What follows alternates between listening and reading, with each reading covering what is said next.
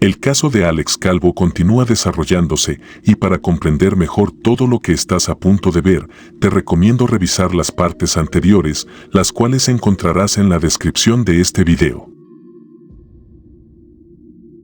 En la entrega anterior, Alex recuperó antiguas pertenencias familiares que habían permanecido ocultas durante años. Entre ellas destacaban nuevos documentos y un diario que parecía contener información nunca antes revelada. Sin embargo, a medida que comenzó a analizarlos, surgieron nuevas preguntas relacionadas con las investigaciones de su bisabuelo Leo. Lo que estás a punto de ver podría ayudar a comprender mejor esta historia, aunque también abriría la puerta a nuevos misterios.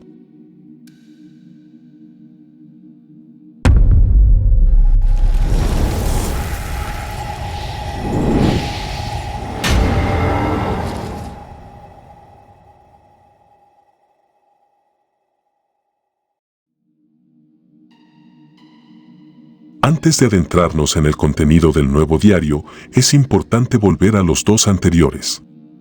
Debido a la enorme cantidad de información que contienen, Alex solo ha compartido una pequeña parte de ellos.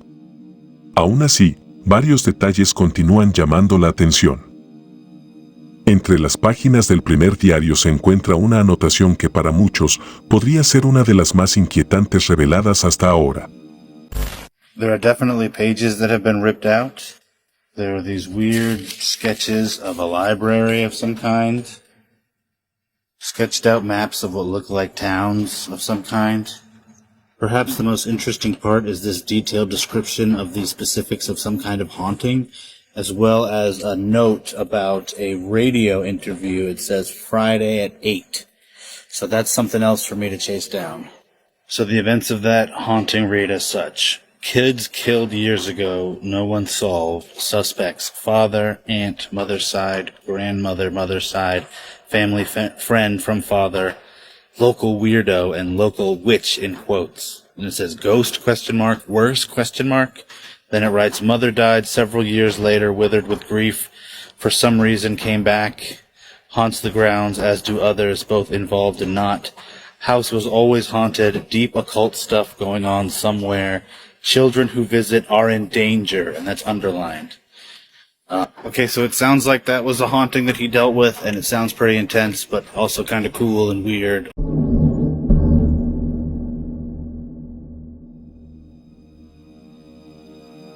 Pero si aquello ya resultaba extraño, lo encontrado en el segundo diario parece llevar la historia por un camino aún más desconcertante. Okay, first is a passage that was written. It said, Annette Parker Auto, 534 Eden Street, KW. Sounds similar to Father's doll maker story. Then it says LKS, like in the other one. Psalm Cross and Frogette question mark. Now, I looked some of this stuff up at the top, and what I found is pretty incredible, and some of you probably already know a little bit about it. This is the house at the address posted. It belonged to Robert Eugene Otto. Robert Eugene Otto, as in the owner of Robert the Doll. This horrifying thing that if you don't know about, you should look up. It's from Key West, Florida.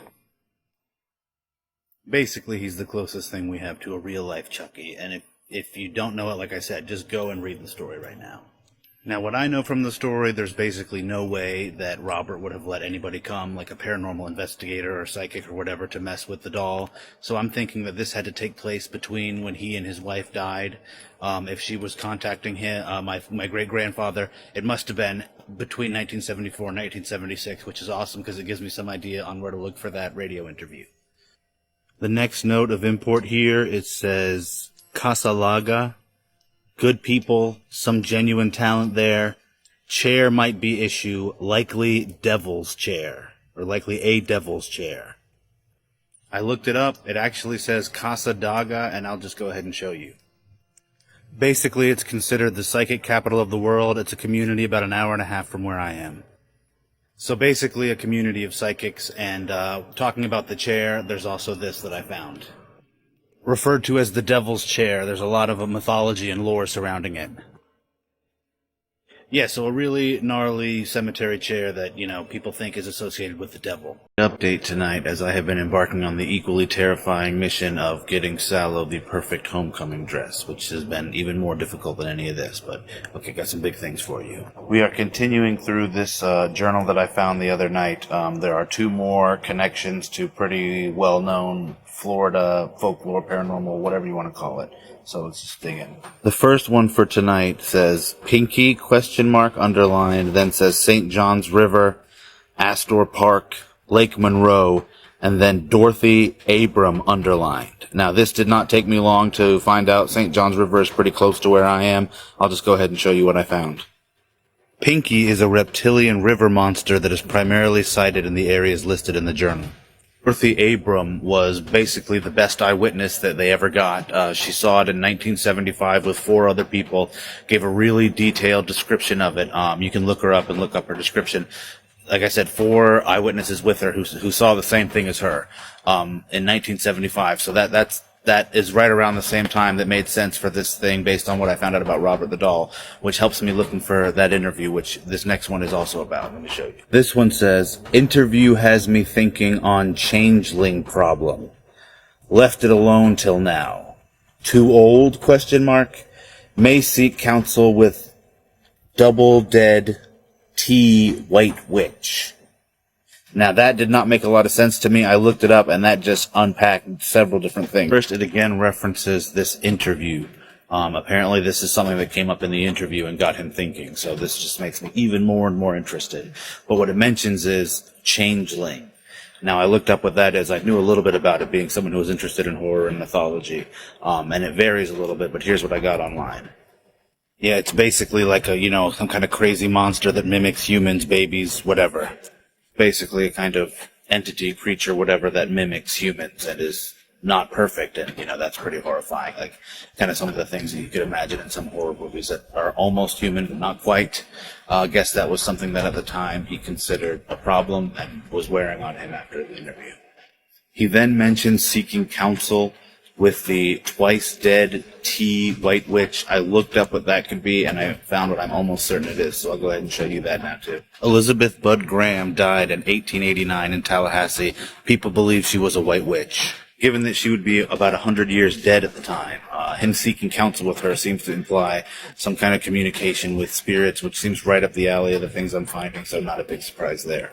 I've got these other papers to go through. I'll show you. I thought they were all just recipes, but since my family seems to hide important information in recipe books, let's see. We'll find out.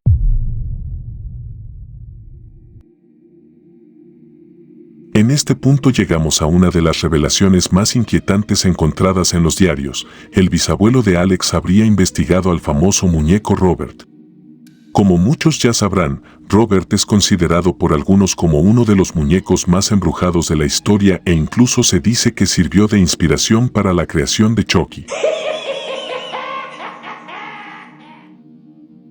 Un detalle que suele llamar la atención es la enorme cantidad de cartas y notas que pueden verse a su alrededor. Según la leyenda, estas pertenecen a personas que lo fotografiaron o se burlaron de él sin pedir permiso y que posteriormente afirmaron haber sufrido extraños acontecimientos. Según lo encontrado por Alex, Robert no permitía que investigadores paranormales, médiums o psíquicos se acercaran a estudiarlo. Debido a ello, su bisabuelo habría tenido que recurrir directamente a los propietarios originales del muñeco para obtener información sobre él. Pero Robert no era el único tema que captaba su atención. Los diarios también muestran que Leo investigó casos relacionados con niños que supuestamente fallecieron y posteriormente regresaron como entidades o apariciones. En otras palabras, durante años estuvo rodeado de algunos de los fenómenos más perturbadores que se puedan imaginar, desde muñecos embrujados hasta presuntos casos de niños fantasmas. Y es aquí donde surge una teoría que ha llamado la atención de muchos seguidores. Si prestamos atención, Frogett podría cumplir dentro de esta historia un papel similar al de Robert. Mientras que los relatos sobre niños fallecidos que regresaron como fantasmas podrían guardar cierta relación con la amiga de la madre de Alex, aquella niña que desapareció misteriosamente años atrás. Aunque esta conexión no deja de ser una teoría, resulta difícil ignorar la cantidad de elementos que parecen entrelazarse. El cocodrilo, las sirenas, las iglesias, los diarios y la entrevista apuntan constantemente hacia una misma persona. Leo.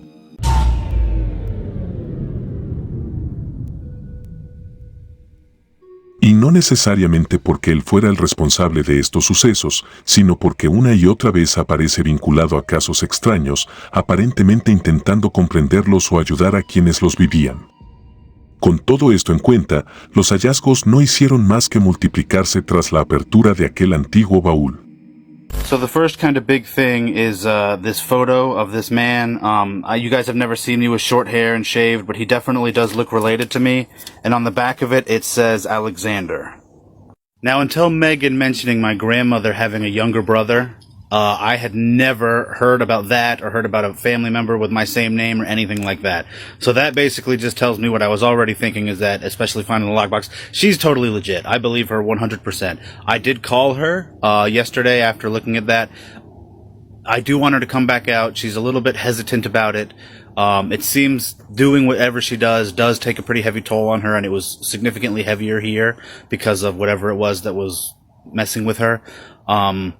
I don't know. She said maybe some other time. I guess this time of year, she said, was also not very good for her. A lot of you guys talk about this time of year, so I don't know. We'll see what happens with her. And now about this last journal. This certainly was the most recent of the ones that I've found, so it leads me to believe that he probably had it in his 80s. And it seems that in his older age, he really just came unzipped, because he goes into detail about a ton of things in here. It's way too much for me to do in one video, so I'm just going to touch on something now, and I'm going to have to do a bunch of other videos going over the different things that are in here. Like I said, he might have been in his 80s, so I really can't speak to his mental clarity completely at the time, but with everything else that I've seen, I believe it. So this is some of the stuff I'll show you.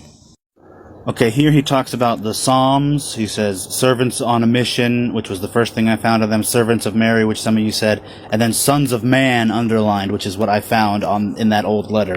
And he wrote, unsure if still active, they mean well, but too dogmatic.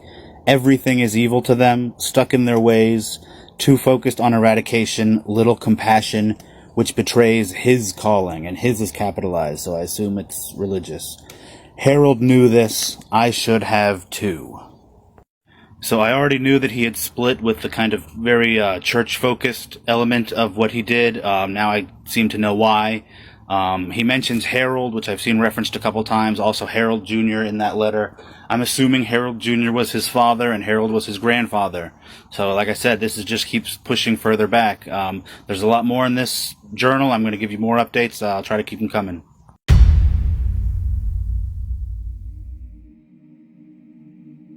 Quizás todo tenga una explicación mucho más simple.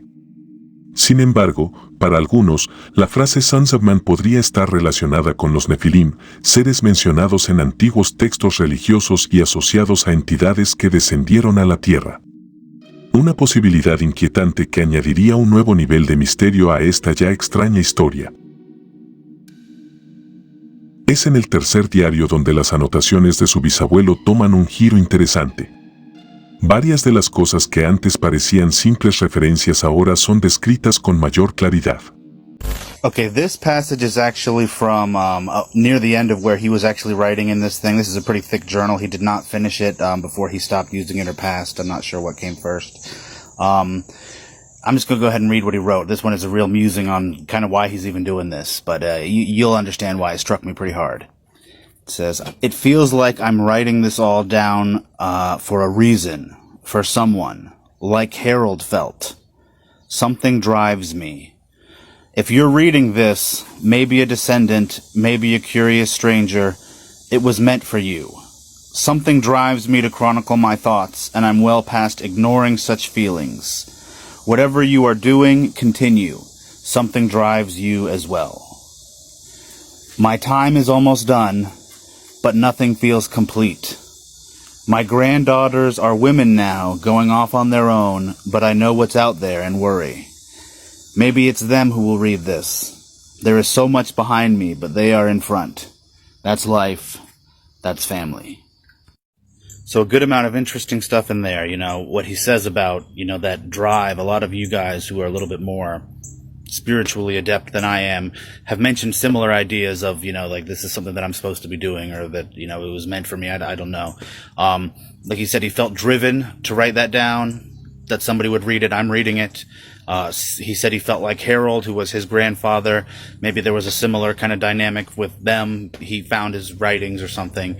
Maybe, I don't know, I'll have a grandson or granddaughter who finds what I'm writing down someday. But it's all really interesting. And the things he says about family, even mentioning his granddaughters, which, are my mom and my aunt, just kind of has me feeling a little bit, reminiscing. I mentioned it before, my mother, she passed away. It was in 2014. They said appeared to be a brain aneurysm. I don't know how often they say appeared, but that's what they said. It was very sudden.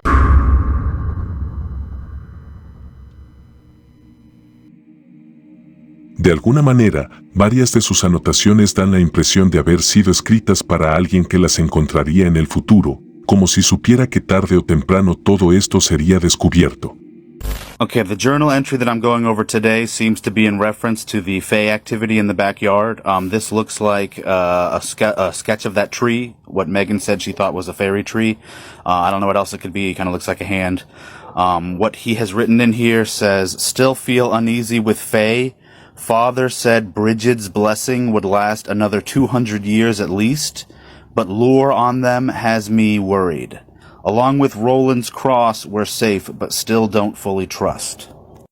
Okay, so again, this goes in line with what a lot of you guys have told me. Some of you seem to know a little bit more about some of this stuff than I do. He was worried about the Fae beings, whatever you want to call them, that seem to be in the backyard. I don't know who Bridget is. Apparently she did some kind of blessing that was supposed to last for 200 years. I don't know who Roland is. I assume the cross, that's the one that Megan was talking about. That's the one that was referenced in the interview. Again, more of these things just coming together. A lot of you have mentioned that, Fae beings, even if they do seem friendly, they can turn pretty quickly. That seems to be what he was worried about. So I don't know. I'm going to keep looking through this, and I'll keep updating you guys at least daily.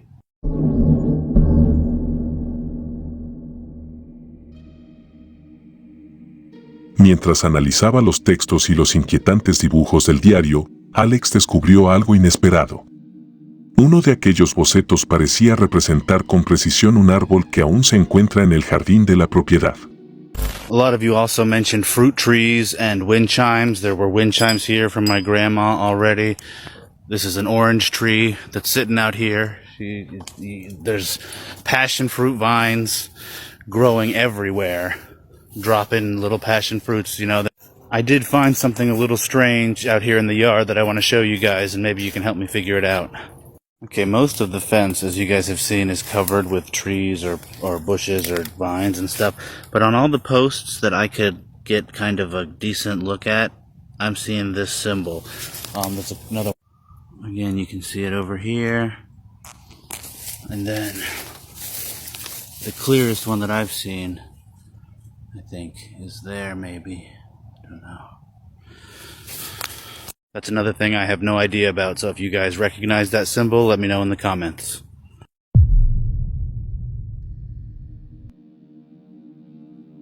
Aquello resultaba tan extraño como alarmante.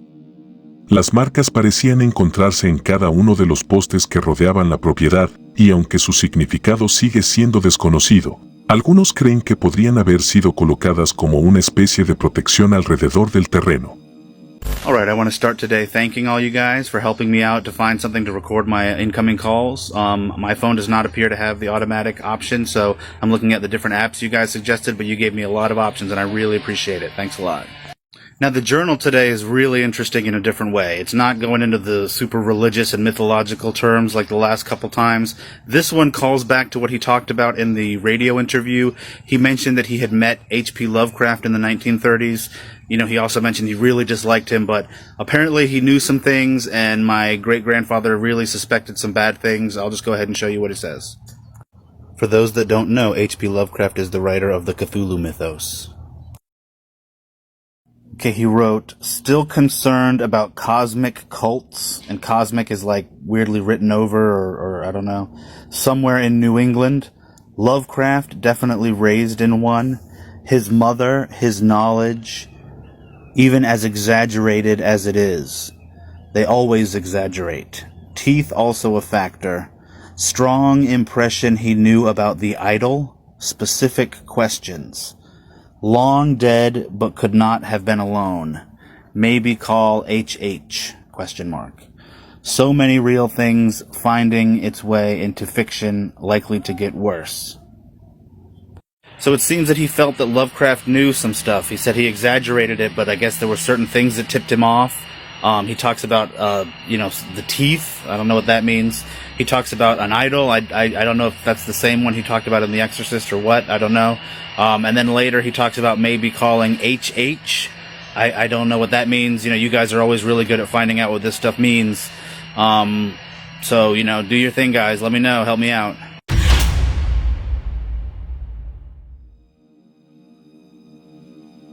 Las cosas comenzaban a tornarse aún más inquietantes. En varias de sus anotaciones, Leo parecía preocupado por la forma en que lo sobrenatural había sido llevado al cine y a la cultura popular, pues consideraba que muchas personas habían dejado de tomar estos fenómenos con seriedad. Pero eso no era lo único que llamaba la atención. A medida que Alex avanzaba en sus descubrimientos, comenzó a surgir una posibilidad inquietante. Y es que aquel baúl mencionado en repetidas ocasiones por Leo, tanto en los diarios como en la antigua entrevista, no parecía coincidir con el que había sido encontrado recientemente. Por el contrario, todo parecía indicar que el baúl encontrado por Alex no era el mismo que Leo mencionó durante años. Si esto es cierto, entonces podría existir un segundo baúl. Uno que, por alguna razón, permaneció oculto durante décadas y que quizá aún sigue esperando ser descubierto. Okay, it took most of my free time today to get these things unstuck. They were not bolted down, they were just stuck to the floor. I got the girls here, enjoying some Halloween family fun, making sure that I survive. But I gotta show you guys this.